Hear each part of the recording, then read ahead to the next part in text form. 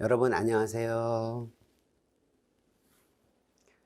이번에 미래인재 법검학원에서 2023년 대비 법원직 민사소송법 고득점을 책임지게 될 박형은입니다.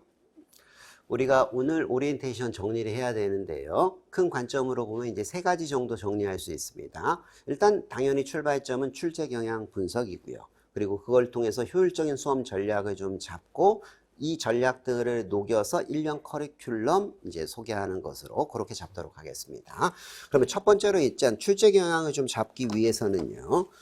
전제적으로 봐야 되는 부분이 있는데 민사소송법은 현재 우리가 참고할 수 있는 기출의 범위가 그렇게 넓지가 않습니다. 일단 첫 번째로 보니까 당연히 우리 시험을 주관하는 법원행정처죠. 법원행정처에서 주관하는 시험 중에서 민사소송법 객관식 시험이 있는 경우는 법원 사무관 승진 시험 문제 하고요.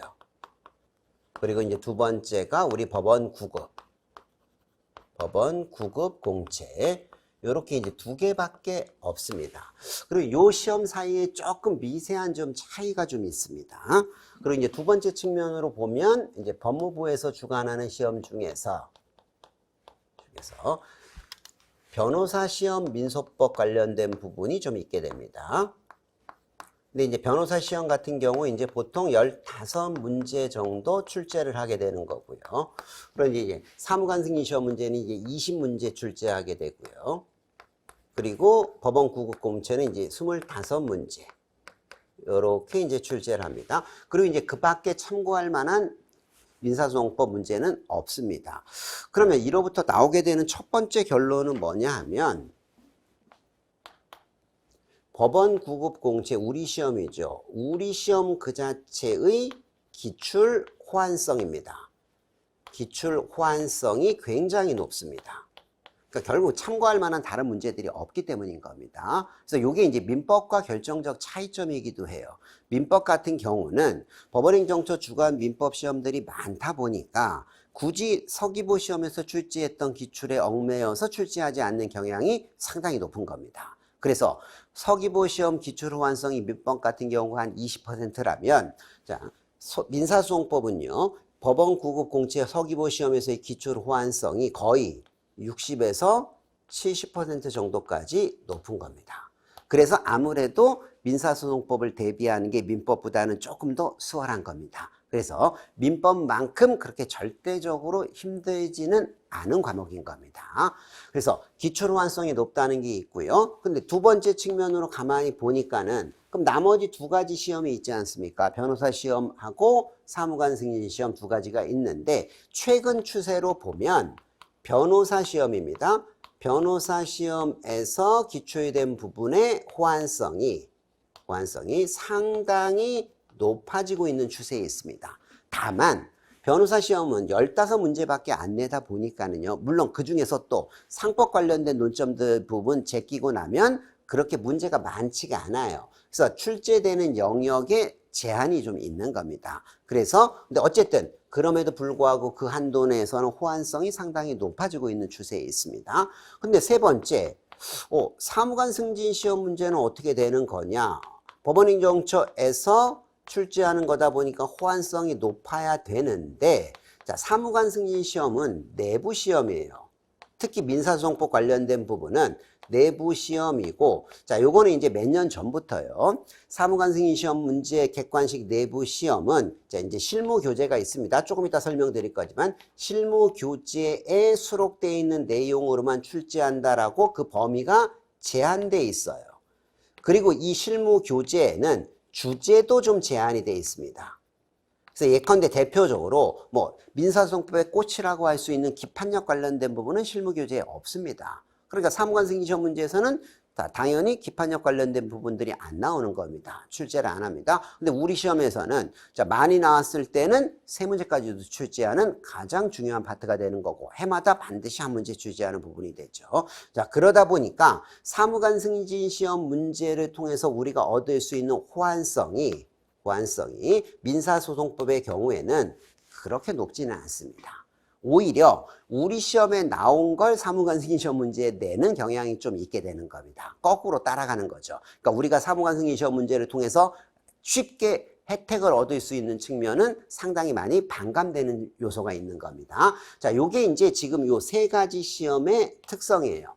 그럼 요것들을 이제 잘 종합 정리해가지고 우리가 어쨌든 기초를 통해가지고 자, 민사소송법 고득점을 할 수 있는 요소를 만들어야 되는데 그러면 우리 시험 호환성하고 이런 걸 다 합쳐도 80%에 근접하기가 쉽지가 않은 겁니다. 그럼 나머지 부분들은 아직 출제되지 않은 부분들이에요. 그래서 반드시 추가돼야 되는 게 있는데 자, 민사소송법은 실무지 않습니까? 실무 교재가 2개가 있게 됩니다. 자, 첫 번째는 자, 법원 행정처에서 출간한 민사소송 실무제요라는 교재가 있습니다. 3권짜리.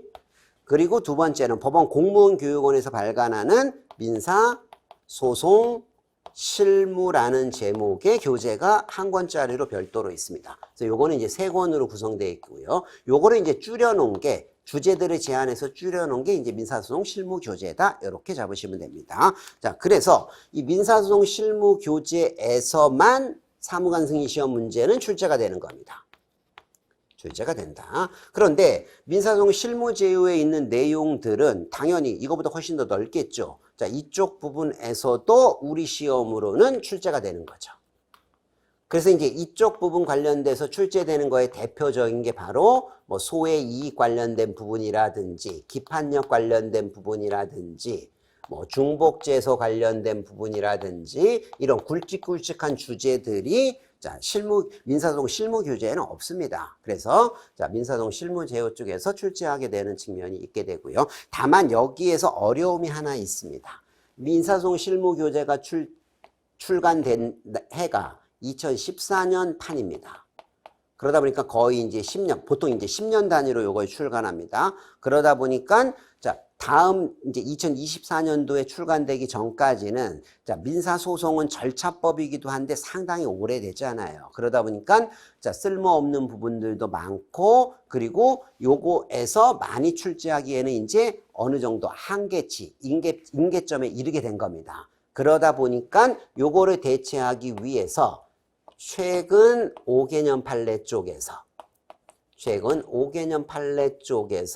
출제를 좀 많이 하는 추세에 있게 되는 거고요. 자, 그리고 민사소송하고 실제 실무에서 민사집행법은 뗄래야 뗄 수가 없습니다. 그러다 보니까 적어도 우리 시험에서는 최소한 한 문제에서 2문제 정도는 자, 민사집행 관련된 실무제요 교재가 또 따로 있습니다. 민사집행 실무제요 교재. 요거는 뭐 민사소송법보다도 더 최근에 나온 거기 때문에 이쪽에서 관련된 한 문제 부분을 출제하는 경향이 있게 되는 겁니다. 요즘에는. 자, 그래서 요렇게 이제 출제되는 거다 보니까 우리가 효율적인 수험 전략 잡는 게 자, 어떤 측면에서는 민법보다는 조금 더 영리하게 잘 잡아야 되는 측면이 있게 되는 겁니다. 그래서 자, 요 부분은 이제 역시 커리큘럼과 관련돼서 우리가 좀 이해를 같이 병합해서 해야 되는데 자, 첫 번째 보니까 1순환입니다. 1순환에서 우리가 정리해야 되는 부분이 뭐냐 하면 자, 기본하고 심화, 이론 정리 역시 들어가야 됩니다. 이론 정리. 그런데 이 기본하고 심화 이론 정리할 때 핵심적으로 중요한 거는 민사소송법은 절차법이죠. 그래서 절차의 흐름을 이해하는 게 결정적으로 중요하고요. 그리고 플러스 자, 민사소송법은 민법보다 훨씬 더 조문이 중요합니다. 조문. 그리고 플러스 판례가 되는 거죠. 자, 그런데 여기서도 역시 학설입니다. 학설은 우리 시험에서 안 나옵니다.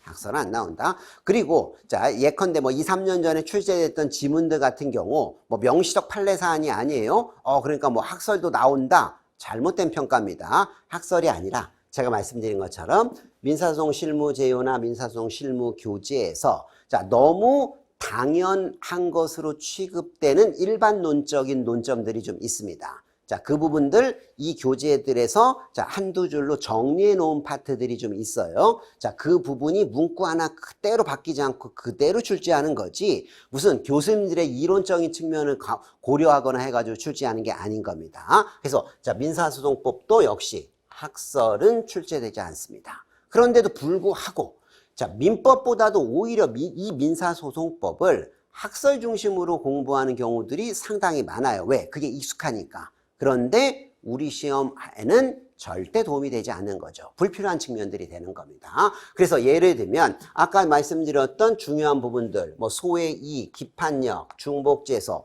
학설 없이 판례를 쉽게 다 이해할 수 있고 정리할 수 있습니다.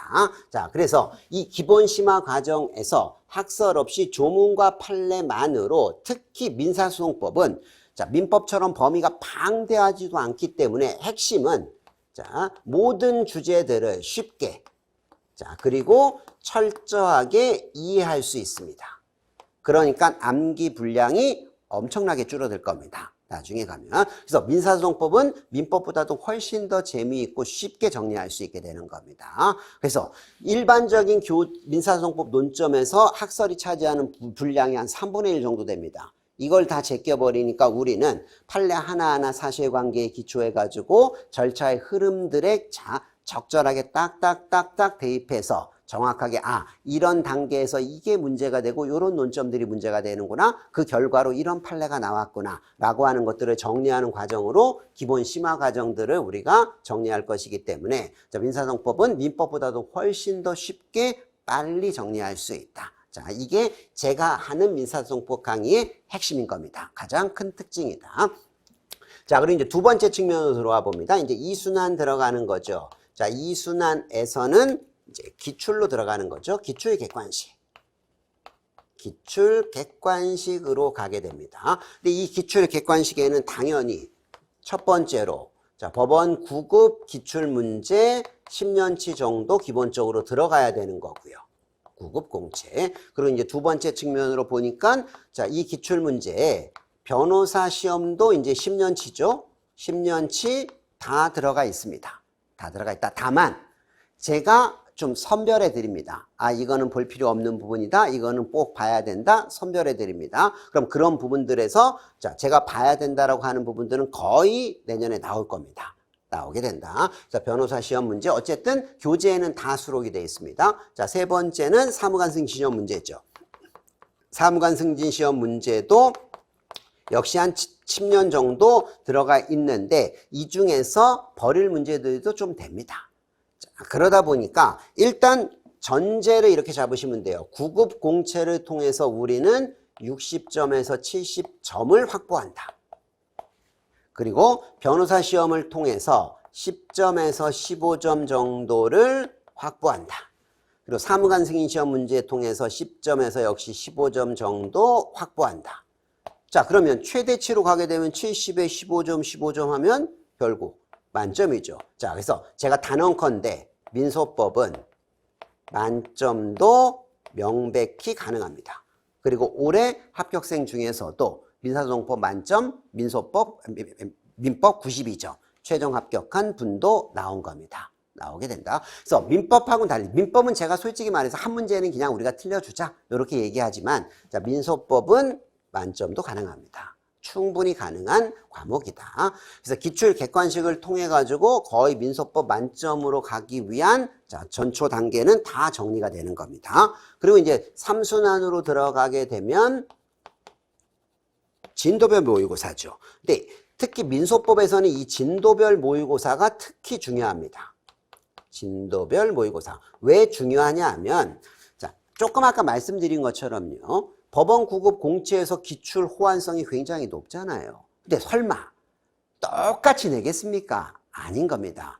틀린 지문으로 나온 거를 맞는 지문으로 바꿔서 내거나 특히 맞는 지문으로 출제됐던 걸 틀린 지문으로 바꿔서 내거나 또는 같은 취지의 참고 판례들을 내거나 하는 방식으로 해서 자, 60, 70% 정도 호환성을 유지하는 선으로 민사소송법을 출제하는 겁니다. 그러면 그거에 대한 효율적 대응은 연습은 진도별 모의고사를 통해서 철저하게 연습하게 됩니다. 그래서 올해 같은 경우도요. 자, 기출이 됐던 서기법 문제들 중에 중요한 것들을 거꾸로 뒤집어서 조문도 마찬가지인 겁니다. 진도별 모의고사를 구성해 가지고 제가 출제를 했습니다. 그런데 올해 실제 시험 문제에서 상당 부분 거의 그대로 나오게 된 거죠. 이쪽 부분이. 그래서 특히 민소법 같은 경우는 진도외 모의고사하고의 실제 시험에서의 적응력 그리고 적중률 굉장히 높습니다. 그래서 이 과정을 통해서 연습하게 되면 민사소송법 고득점은 뭐 이미 어느 정도 완성된 단계다.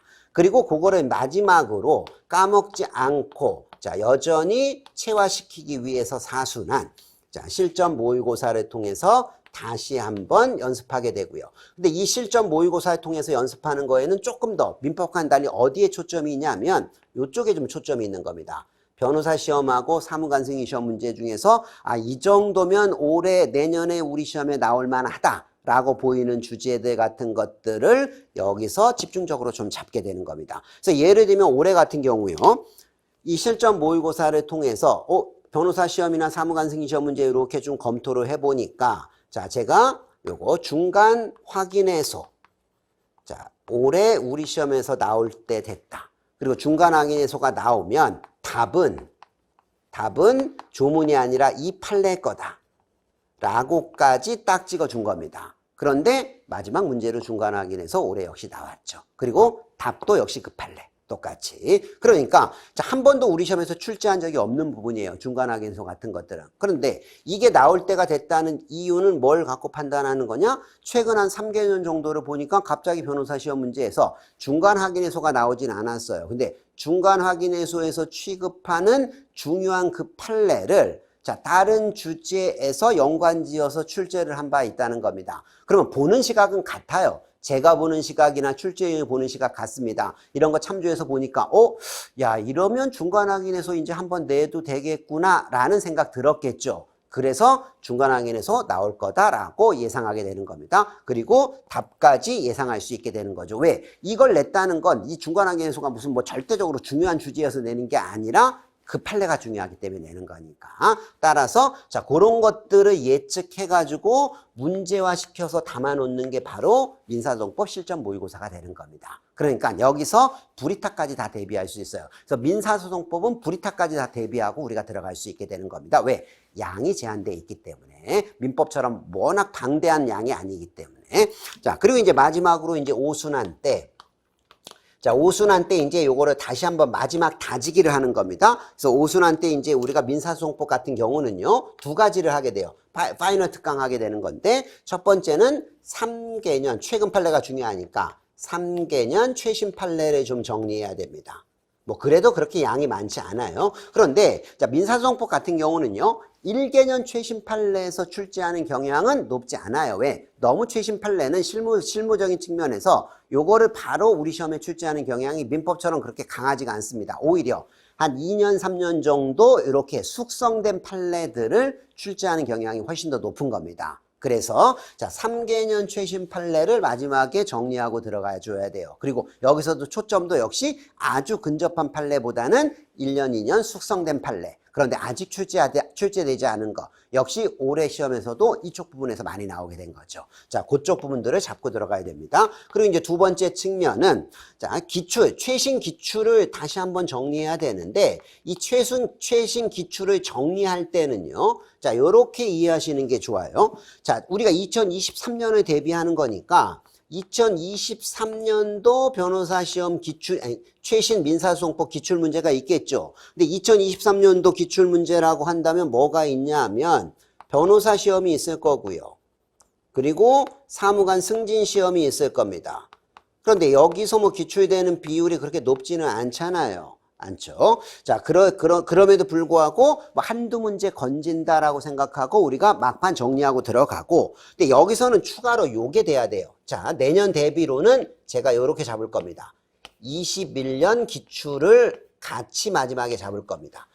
제가 10년치 법원 서기부 기출 문제 유형들을 쭉 한번 역사적으로 검토를 해보니까, 민사소송법은 호환성이 높다고 했잖아요. 호환성이 높은데 다만, 올해 냈던 거 내년 똑같이 그대로 내면 너무 수험생들이 영리하게 공부하기가 쉽지 않습니까? 그러다 보니까 출제위원도 그거는 좀 찜찜하죠. 그래서 올해 출제됐던 부분에서 호환성은 내년에 높을 수가 없는 겁니다. 일단 그 주제 부분들은 조금 걸르는 경향이 높습니다. 그래서 민사소송법은 해마다 같은 주제가 나오는 게 아니라 올해 나왔으면 올해 나오지 않은 부분들이 내년에 조금 여유 있게 많이 나오는 거고, 호환성도 그러다 보니까 당연히 달라지죠. 그런데 이 주제들이 어디하고 그러면 좀 더 근접하냐 하면 그 전년도 출제 문제하고 좀 근접하게 되는 겁니다. 그래서 2021년도 기출문제 요 부분을 서기보 문제를 마지막에 다시 한번 제가 정리해 드릴 겁니다. 그리고 변호사 시험 문제도 마찬가지. 변호사 시험 문제도 마찬가지. 그래서 변호사 시험 문제는 이렇게 보면은요, 3개년을 막판에 정리할 겁니다. 그러니까 21년, 22년, 23년. 그래봤자 문제 30문제 정도밖에 안 되니까. 그런데 그 중에서 적어도 3문제 정도는 유사하게 우리 시험에서 답 고르는데 영향을 미치는 문제가 나오게 되는 겁니다. 그리고 2021년 서기보를 막판에 정리하면 적어도 한 8문제에서 10문제 정도에는 직접적으로 영향을 미치게 될 겁니다. 그러니까 사실 어떤 의미에서는 이 마지막 민사소송법은 오수남 파이널 강의만 정리해도 어느 정도 민사소송법 점수를 안전하게 획득하는 데에는 현저하게 도움이 된다는 거죠. 그리고 올해 검증됐던 방법이기도 한 겁니다. 이쪽 부분들이. 그래서 이렇게 해가지고 이제 민사소송법 커리가 구성이 되게 되고요. 그리고 요 과정을 통해 가지고 민사소송법은 정리하는데, 마지막으로 제가 딱 하나만 전제적으로 좀 당부드릴 부분은 뭐냐면, 민법하고 달라가지고 민사소송법은요, 이렇게 보자고요. 어렵게 시작합니다. 민사소송법은 절차다 보니까 어려운 거예요. 절차법이다 보니까 어려운 겁니다. 왜냐하면 절차가 머릿속에서 그려지고 안착이 돼야 내가 지금 배우는 이 판례가 어느 절차, 어느 단계에서 문제가 되는지가 주소 설정이 되고요. 그래야만 정확하게 이해가 되는데, 처음부터 1순환이 다 끝나야만 절차가 그래도 잡히게 되는데, 그렇지 않은 단계에서 중간중간에 절차가 이게 잡히겠습니까? 안 잡힌다는 거죠. 그러다 보니까 오히려 시작은 민법보다 어렵게 느껴져요.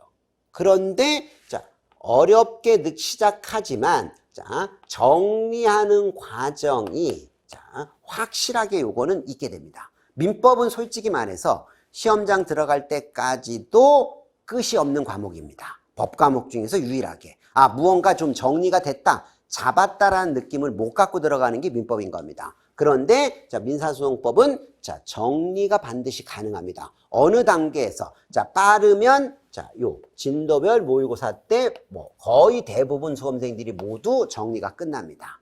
정리가 끝난다. 물론 이제 제시 이상이라고 한다면 기출 들어갔을 때 이미 민사소송법은 88점 이상 맞을 수 있는 단계까지 도달하는 경우도 있게 되는 겁니다. 그래서 어렵게 시작하지만 그래도 쉽게 정리할 수 있다. 요게 민법하고는 달리 많은 시간, 민법보다도 적은 시간을 투자해서 민소법 고득점이 가능할 수 있는 요인이 되는 겁니다. 이 과목의 특성을 그래서 이렇게 잘 이해하시면, 처음은 어렵게 시작하지만 이 3순환, 4순환, 5순환부터는 민사소송법은 훨씬 더 수월하게 사실상 실력이 늘고 있다는 것을 스스로 느끼면서 따라올 수 있다. 그렇게 딱 이해해 놓으실 필요성 좀 있게 됩니다. 우리가 지금까지 이제 민사소송법 어떻게 공부할 것인지와 관련된 대책 부분을 좀 정리를 했고요. 어쨌든 중요한 것, 우리 시험에서 안정적으로 합격하기 위해서는 무조건 민사소송법은 92점 맞아야 됩니다. 민사소송법은 충분히, 그리고 많은 노력을 들이지 않고도 92점 이상 얻을 수 있는 과목이 민사소송법입니다.